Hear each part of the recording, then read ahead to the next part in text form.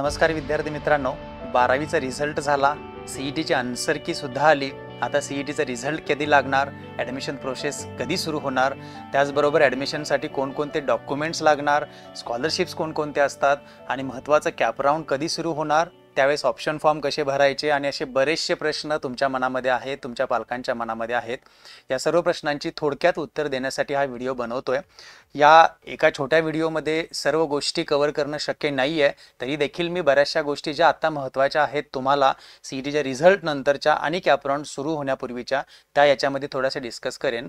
त्याचबरोबर डिटेलमध्ये admission process कशी असते, सेंट्रलाइज ॲडमिशन प्रोसेस कशी असते, त्याचबरोबर इंजिनिअरिंग म्हणजे काय, वेगवेगळ्या ब्रँचेस कोणत्या आहेत इंजिनिअरिंगमधल्या, कोणकोणते स्टेप्स आहेत या प्रोसेसमध्ये, त्याचबरोबर सीट टाईप काय असतं, डिस्ट्रीब्युशन कसं असतं, सीटचं डिस्ट्रीब्युशन, गव्हर्नमेंट स्कॉलरशिप्स, डॉक्युमेंट्स कोणकोणते लागणार आहेत आणि असे बरेचसे प्रश्न आहेत की जे मला वाटतं तुम्ही ज्यावेळेस फेस टू फेस याल, समोर याल, तेव्हा त्या सर्व प्रश्नांची तुम्हाला उत्तरं मिळणार आहेत.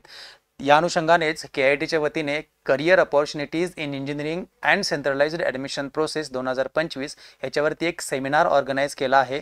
तो आहे 8 जून 2025 रोजी संध्याकाळी 4 वाजता आणि तो होणार आहे आनंद भवन ऑडिटोरियम, सायबर, कोल्हापूर. जे सायबर आहे कोल्हापूरमध्ये, तिथे आनंद भवन ऑडिटोरियम आहे, तिथे हा प्रोग्राम होईल. या प्रोग्राममध्ये आपण या सर्व गोष्टींवरती डिस्कस करूयात, वेगवेगळ्या ब्रँचेस आणि ॲडमिशन प्रोसेस डिटेलमध्ये डिस्कस करूयात. तर 8 जून संध्याकाळी 4 वाजता सायबर, आनंद भवन इथे आपण भेटूयात.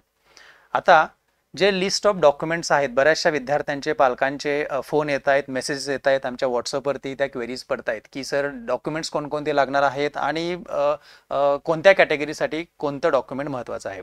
तर ते एक जस्ट थोडक्यामध्ये मी तुम्हाला इथे आता लिस्ट दाखवतोय. हे महत्त्वाचे डॉक्युमेंट्स आहेत जे सर्वांना गरजेचे आहेत. त्याच्यामध्ये ऑफकोर्स सीईटीचं स्कोअर कार्ड, जेईचं स्कोअर कार्ड हे सगळ्यांनाच लागणार आहे. 10वी 12वीचं मार्कशीट हे सर्वांनाच लागणार आहे. लिव्हिंग सर्टिफिकेट किंवा ट्रान्सफर सर्टिफिकेट जे अदर दॅन महाराष्ट्र आहेत किंवा जे CBSE बोर्डमधून येतात त्यांच्यासाठी लागतं, अदरवाईज लिव्हिंग सर्टिफिकेट.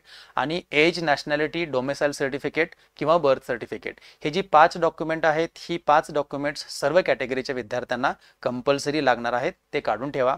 त्याच्यानंतर 6 नंबरला आहे EWS प्रोफॉर्मा 5 जे महाराष्ट्र स्टेटकडून मिळतो. हा परफॉर्मा जो आहे तो तुम्हाला CET सेलच्या हँडबुकमध्ये मिळेल, तो मी खाली आता डिस्क्रिप्शनमध्ये देतोय. तर जे EWS मधून अप्लाय करणार आहेत त्या कॅटेगरीच्या विद्यार्थ्यांसाठी हा परफॉर्मा 5 तुम्हाला जोडावा लागणार आहे आणि तो महाराष्ट्र गव्हर्नमेंट म्हणजे स्टेटचा असावा, स्टेटचं EWS सर्टिफिकेट असावं, सेंट्रलचं EWS सर्टिफिकेट चालत नाही. त्यानंतर कास्ट सर्टिफिकेट हे SC STचे विद्यार्थी, VJ DT OBC SBC किंवा SEBC जे आता मागच्या वर्षीपासून लागू झालेलं आहे मराठा आरक्षण, SEBC साठी कास्ट सर्टिफिकेट, कास्ट व्हॅलिडिटी आणि नॉन क्रिमिलियर हे डॉक्युमेंट्स तुम्हाला लागणार आहेत. तर कास्ट सर्टिफिकेट हे SC ST आणि याच्यासाठी मी सांगितलं. कास्ट व्हॅलिडिटी परत सगळ्या SC STच्या मुलांना, VJ DT OBC SBC आणि SEBCच्या विद्यार्थ्यांना. आणि नॉन क्रिमिलियर हे फक्त VJ DT OBC SBC आणि SEBCच्या विद्यार्थ्यांना लागणार आहे. SC STच्या विद्यार्थ्यांना नॉन क्रिमिलियरची गरज नाही आहे. आणि नॉन क्रिमिलियर जे सर्टिफिकेट आहे ते तुम्हाला व्हॅलिड अप टू 31 मार्च 2026 असं असणारं लागेल. त्याच्या अगोदरचं असेल तर ते चालणार नाही आहे. त्याचबरोबर EWS सर्टिफिकेट जे आहे त्याच्यामध्ये सुद्धा मेन्शन असलं पाहिजे व्हॅलिड फॉर 25-26. हे झाले जनरल डॉक्युमेंट्स. आता महाराष्ट्र कर्नाटक बॉर्डरमध्ये जे येणारे विद्यार्थी आहेत, जे डिस्प्युटेड एरिया आहे MKB, तिथल्या विद्यार्थ्यांसाठी परफॉर्मा G1 म्हणजेच domicile of disputed border area आणि परफॉर्मा G2 म्हणजेच मराठी हा त्या विद्यार्थ्याचा मराठी हा 10वी किंवा 12वीला एक विषय होता. असे 2 सर्टिफिकेट्स लागतात. हे दोन्ही परफॉर्मा तुम्हाला हँडबुकमध्ये मिळतील, ते सर्व मी खाली डिस्क्रिप्शनमध्ये देतोय. जे विद्यार्थी TFWS मधून अप्लाय करणार आहेत, म्हणजे जे आता ट्युशन फी वेवर स्कीम, त्यांच्यासाठी फक्त त्यांच्या पालकांचा ॲन्युअल इन्कम सर्टिफिकेट लागेल बिलो 8 लाख रुपीजचं आणि ते व्हॅलिड अप टू 31 मार्च 2026. जर त्या विद्यार्थ्यांच्या पालकांचे उत्पन्न 8 लाखाच्या आतला असेल आणि ते उत्पन्नाचा जो दाखला आहे तुमचा त्याच्यावर मेन्शन असलं पाहिजे 31 मार्च 2026 पर्यंत व्हॅलिड, अशा विद्यार्थ्यांना जे TFWS मधून अप्लाय करतायत त्यांना ती स्कीम मिळेल. TFWS स्कीम काय आहे त्याच्या सर्व डिटेल्स आणखीन आपण त्या कार्यक्रमामध्ये, सायबरच्या कार्यक्रमामध्ये डिस्कस करणार आहोत. पण पण जर तुम्हाला TFWC सीट मिळाली तर तुम्हाला 100% फी माफी होते. फॉर एक्झाम्पल KIT मध्ये 1 लाख रुपये फी आहे, ती TFWCच्या विद्यार्थ्यांना साधारण 14 ते 15,000 रुपये फी होते. त्यानंतर डिफेन्स कॅन्डिडेट जे आहेत त्यांना परत father's domicile and non nationality certificate एक लागेल, आणि मग परफॉर्मा C जे डिफेन्स 1, 2, 3 साठी, आणि परफॉर्मा D किंवा E as per their eligibility for defence 3. तर हे सर्व परफॉर्मा जे आहे ते तुम्हाला हँडबुकमध्ये मिळतील, आणि ते सर्व मी खाली लिंकमध्ये तुम्हाला देतोय. जे फिजिकली हँडिकॅप्ड विद्यार्थी आहेत त्यांना परफॉर्मा F1, F2 आणि मेडिकल सर्टिफिकेट ते द्यावं लागेल. त्यानंतर ऑर्फन कॅन्डिडेटसाठी परफॉर्मा U, मायनॉरिटी कॅन्डिडेटसाठी परफॉर्मा O, आणि मायग्रेशन सर्टिफिकेट जे आहे ते candidates other than the Maharashtra state board या सर्वांसाठी मायग्रेशन सर्टिफिकेट लागणार आहे. तर ह्या सर्व ज्या गोष्टी आहेत, सर्व डॉक्युमेंट्स आहेत, हे फ्लायर आहे मी तुम्हाला डिस्क्रिप्शनमध्ये खाली देतोय, ते तुम्ही डाउनलोड करून घेऊ शकता. आणि सर्व डॉक्युमेंट्स तुम्ही आत्तापासूनच तयारीला लागा. बऱ्याच विद्यार्थ्यांच्या पालकांचा नंतर खूप गडबड सुरू होते, CETचा रिझल्ट लागतो आणि ते ॲडमिशन प्रोसेससाठी येतात आणि मग त्यांना कळते डॉक्युमेंट्स लागणार आहेत, आणि यातले एखाद दुसरं डॉक्युमेंट जरी नसेल तरी ॲडमिशनला खूप अडचणी येतात. त्यामुळे हे डॉक्युमेंट्स तुम्ही आत्तापासूनच काढायला सुरुवात करा.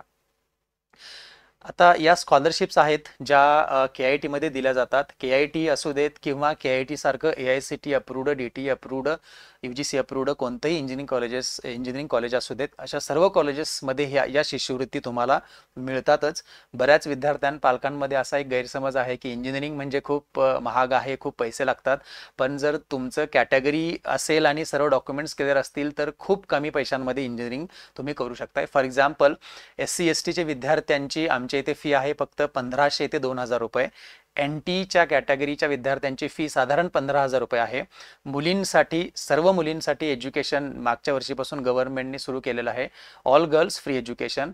सर्व मुलींचा एज्युकेशनची जी म्हणजे इंजिनिअरिंगची फी आहे ती साधारण 15,000 पर्यंत आहे. त्याच्यासाठी इन्कम लिमिट आहे 8 लाखाच्या आतलं. त्यामुळे ते जर असेल तर सर्व मुलींना कोणत्याही कॅटेगरीमधले असू देत जवळजवळ 15,000च्या आसपास KIT मध्ये फी आहे. आणि मग OBC, SC BC EWC विद्यार्थ्यांना साधारण 50 ते 55,000. आणि मग या क्रायटेरियामध्ये न बसणारे जे ओपन कॅटेगरीमध्ये येतात, ज्यांचं इन्कम अबाव 8 लाख आहे, पालकांचं इन्कम अबाव 8 लाख आहे, अशा विद्यार्थ्यांना 1 लाख रुपये फी KIT मध्ये आहे. हे सर्व फी स्ट्रक्चर आणि या सगळ्या गोष्टी तुम्हाला त्या कॉलेजेसच्या वेबसाईटवरती तुम्ही मिळतील. ज्या कॉलेजमध्ये तुम्ही इंटरेस्टेड आहात किंवा बघत आहात त्या कॉलेजच्या वेबसाईटवरती जाऊन तुम्ही या डिटेल्स सर्व घेऊ शकता. तर ह्या सर्व शिष्यवृत्ती योजना आहेत, या मी इथे काही आता वाचत नाहीये, डिटेलमध्ये आपण डिस्कस करूयात. परंतु जे महत्त्वाचे आहेत ते डॉक्युमेंट्स मी इथे तुम्हाला सांगतोय.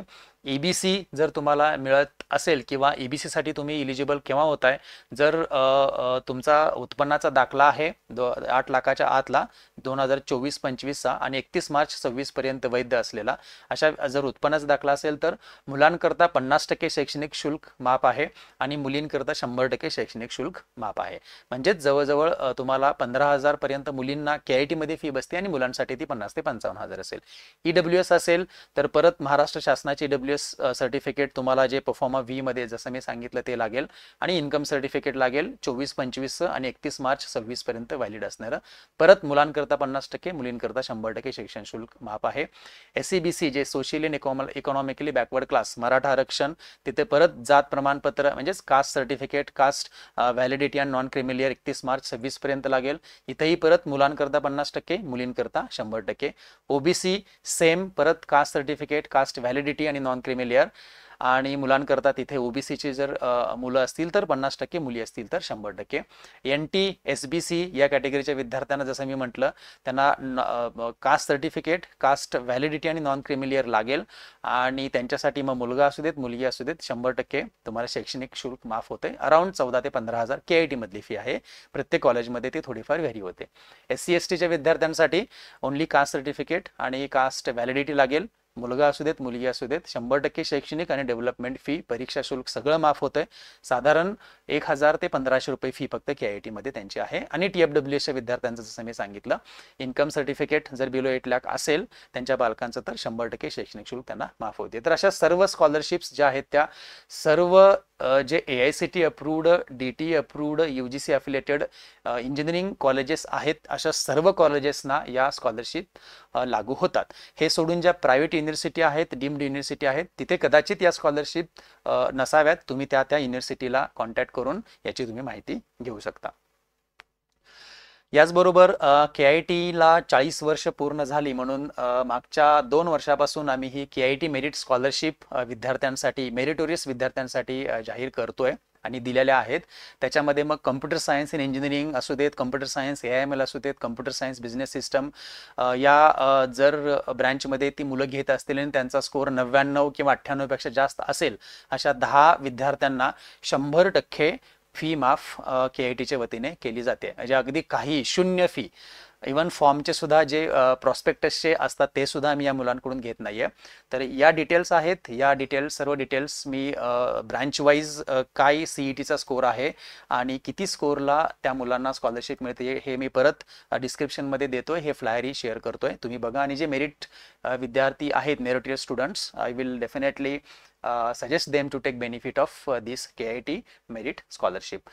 मागच्या वर्षी या स्कॉलरशिप, जसं मी म्हटलं, 2023 आणि 24 या 2 वर्षामध्येही KIT मेरिट स्कॉलरशिप आम्ही विद्यार्थ्यांना दिली आहे. मागच्या वर्षी जवळजवळ 18 विद्यार्थ्यांना ही स्कॉलरशिप दिली आहे. 18 विद्यार्थ्यांची पूर्ण फी, संपूर्ण फी आम्ही माफ केलेली आहे, because they have come under KIT merit scholarship. कदाचित तुम्हीही या स्कॉलरशिपचे भाग बनू शकता. So if you get good merit according to these criteria, you can definitely get this KIT merit scholarship. याच्या डिटेल्स मी खाली डिस्क्रिप्शन मध्ये देतोय. जस्ट तुम्हाला माहिती म्हणून या सर्व गोष्टी मी तुम्हाला परत एकदा शेअर करणार आहे. आमचे व्हॉट्सअपचे ग्रुप आहेत, त्या व्हॉट्सअपच्या ग्रुपवरतीही शेअर करतोय. व्हॉट्सअप बिझनेस अकाउंट आहे, त्याची लिंक मी खाली देतोय, तिथेही तुम्हाला सर्व गोष्टी मिळतील. हे फ्लायर सुद्धा शेअर करतोय.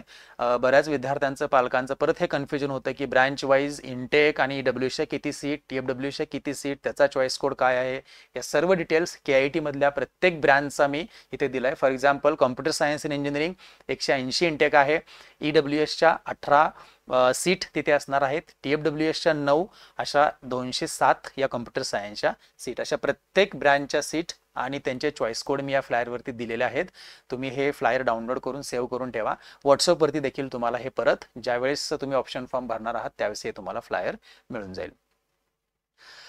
I'm really very happy and proud to tell that KIT is really becoming a well-known institute and the first preferred choice of all the parents and students. बरीच वर्ष झाली KITची 100% ॲडमिशन होत आहेत, परंतु मागच्या वर्षी 100% ॲडमिशन्स विथ मेरिटियस स्टुडंट्स हे आम्हाला पाहायला मिळाले. तुम्ही बघू शकताय 2024-25 मागच्या वर्षीचे जे ॲडमिशन झाले त्याच्यामध्ये जे CET स्कोअरमधून आलेले विद्यार्थ्यांचा थोडासा डेटा मी ॲनालिसिससाठी इथे घेतलेला आहे. तर 99 पर्सेंटाईल आणि त्याच्यापेक्षा जास्त असणारे 2 विद्यार्थी KIT मध्ये आलेले आहेत.